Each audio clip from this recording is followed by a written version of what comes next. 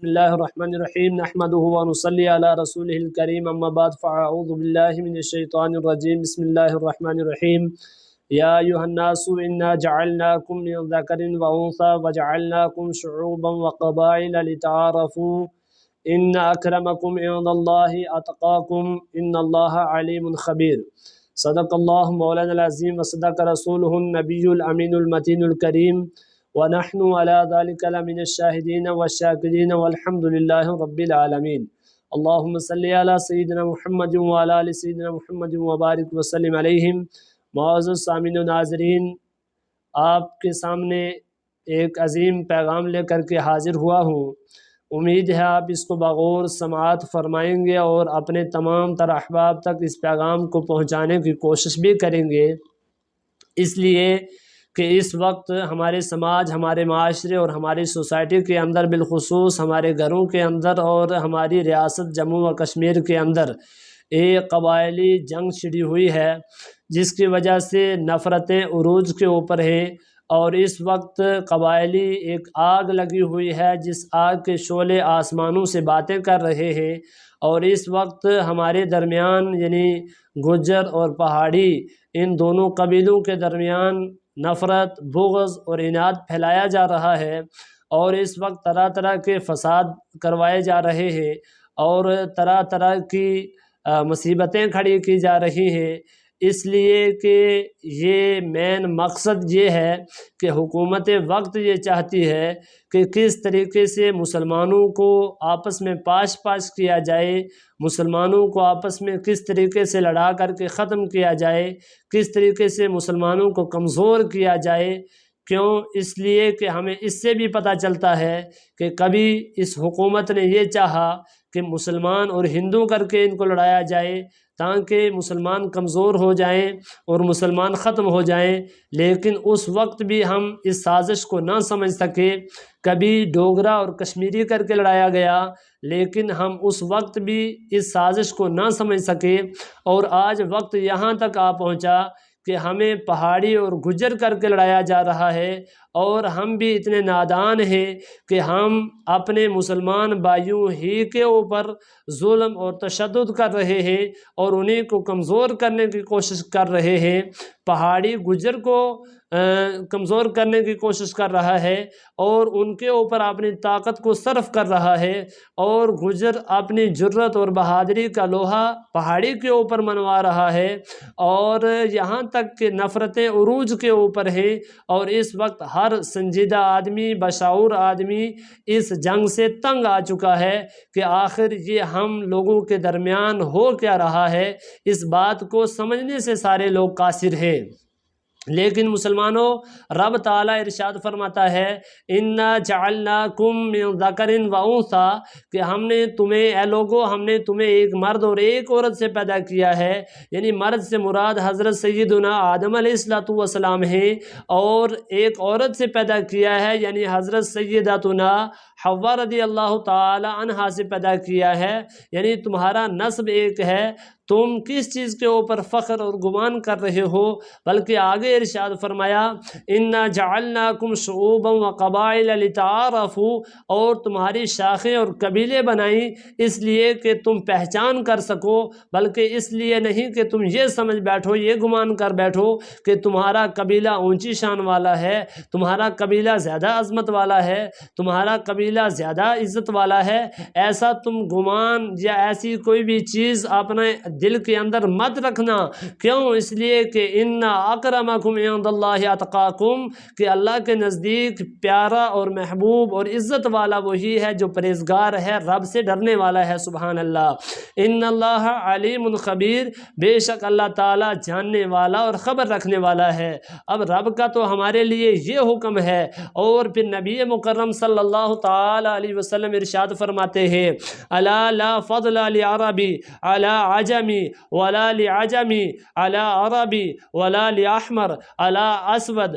ولا لأسود علی احمر الا بالتقوی، کہ تم میں کوئی فضیلت نہیں ہے عربی کو اجمی کے اوپر، اجمی کو عربی کے اوپر، گھوڑے کو کالے کے اوپر، کالے کو گھوڑے کے اوپر، الا بالتقوی، مگر جو پرہیزگار ہے۔ ان اکرمکم عند اللہ اتقاکم، بے شک اللہ کے نزدیک عزت والا وہی ہے جو سب سے زیادہ پرہیزگار ہے۔ سبحان اللہ، یہ تو نبی مکرم صلی اللہ تعالی علیہ وسلم کا فرمان عالی شان ہے۔ اور میرے آقا جناب محمد رسول اللہ صلی اللہ تعالی علیہ وسلم ارشاد فرماتے ہیں کہ جو آیت کریمہ میں نے تلاوت کی ہے، انا جعلناکم من ذکر و انثی وجعلناکم شعوبا وقبائل لتعارفوا، اس آیت کریمہ کے شان نزول کے اندر یہ لکھتے ہیں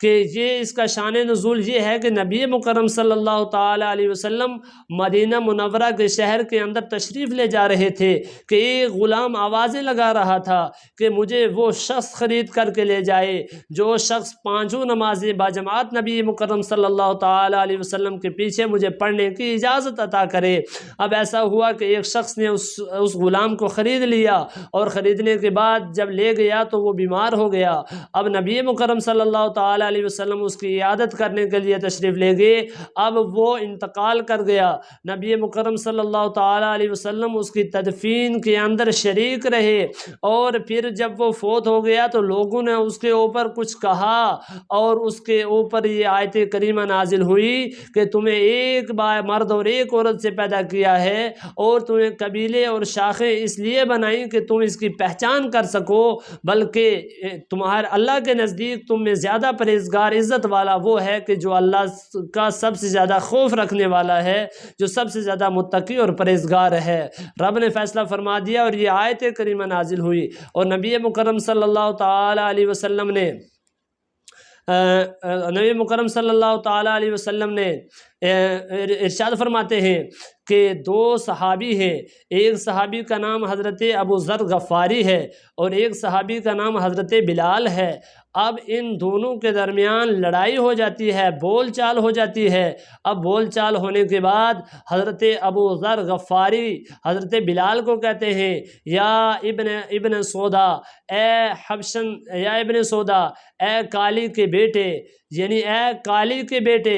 اتنا کہنا تھا کہ حضرت بلال رضی اللہ تعالیٰ عنہ کو غصہ آ گیا کہ یہ مجھے مارتے تو میں برداشت کر لیتا، یہ مجھے برا بھلا کہتے تو میں برداشت کر لیتا، یہ میرے ساتھ کچھ بھی کہہ لیتے، مجھے ڈانٹ دیتے تو میں برداشت کر لیتا، لیکن انہوں نے یہ کیسے کہا ہے، یا ابن سودا، اے حبشن کے بیٹے، اے کالی کے بیٹے،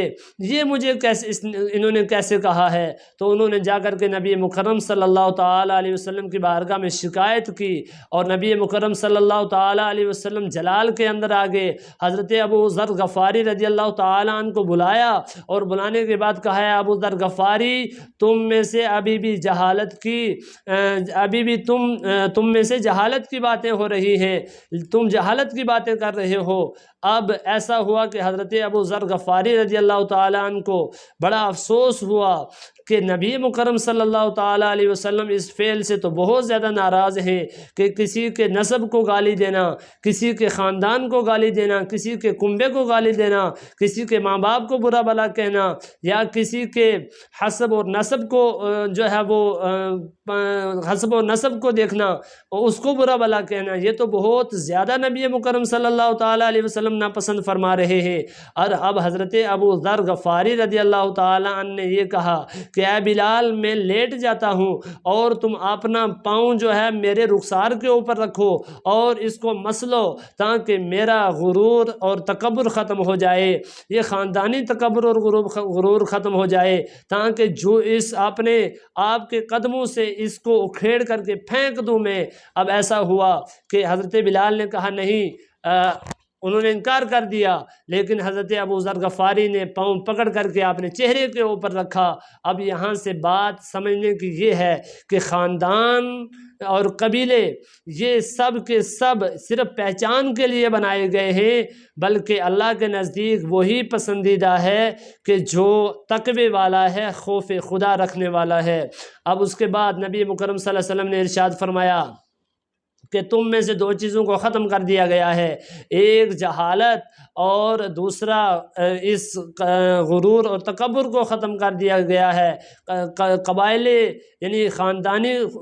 غرور اور تکبر کو ختم کر دیا گیا ہے۔ اب صرف دو چیزوں کو ختم کر کے دو چیزیں بچ گئی ہیں، ایک نیک متقی اور پرہیزگار شخص جو اللہ کو پیارا ہے، اور دوسرا گنہگار بدبخت شخص جو اللہ کو ناپسند ہے۔ مسلمانوں، اس لیے ہمیں غور کرنے کا مقام ہے، ہمیں سوچنے کا مقام ہے کہ مومن آپس میں ایک جسم کی مانند ہے، یعنی اگر جسم کے ایک اعضاء کو تکلیف ہوتی ہے تو پورے جسم کو درد ہوتا ہے، اگر ایک جسم میں کہیں چوٹ لگتی ہے پورے جسم کو احساس ہوتا ہے۔ مومن تو ایک جسم کی مانند ہے۔ میں کہتا ہوں کہ اگر ایک مسلمان کو تکلیف ہو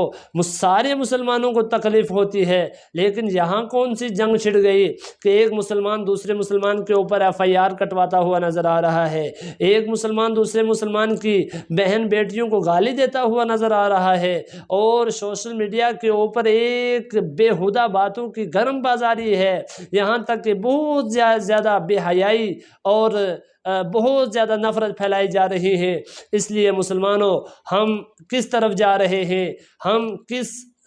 دور سے گزر رہے ہیں اور کن سازشوں کے بیچ میں ہم زندگی بسر کر رہے ہیں، ہمیں اس وقت سمجھنے کی ضرورت ہے، اپنے آپ کو بچانے کی ضرورت ہے، اپنے ایمان کو بچانے کی ضرورت ہے، اپنے عقیدے کو بچانے کی ضرورت ہے۔ لیکن میں ان مسلمانوں سے سوال کرتا ہوں، آج تم اس ST کے لیے یا اپنے اس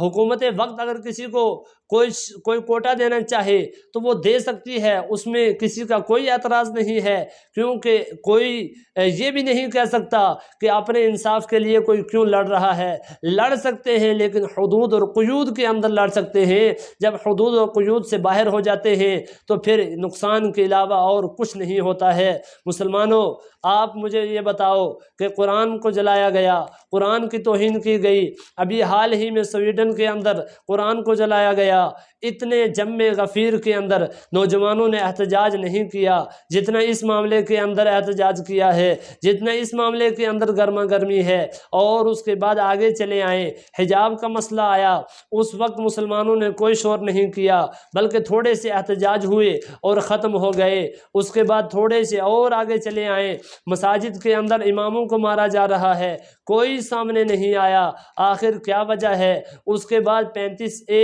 اور دفعہ 370 ہٹایا گیا، اس وقت اتنا زیادہ ہمارے اندر شور نہیں آیا، اس وقت ہم نے اتنا زیادہ احتجاج نہیں کیا، آخر کیوں؟ اور اس کے بعد آگے چلے آئے،